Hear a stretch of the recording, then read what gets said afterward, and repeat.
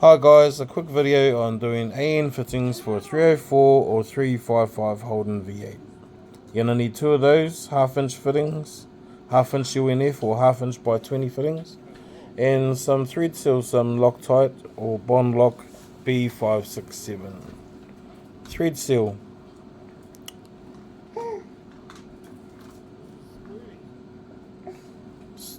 You only need a little bit of thread seal. Not too much. And there's just a bit of information about what I'm using for the sealant. Wind them in there finger tight. We'll just give them a bit of a quick nip up.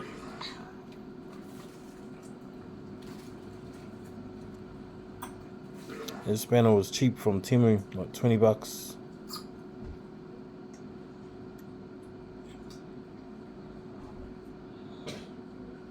Found it difficult using the gloves for the video.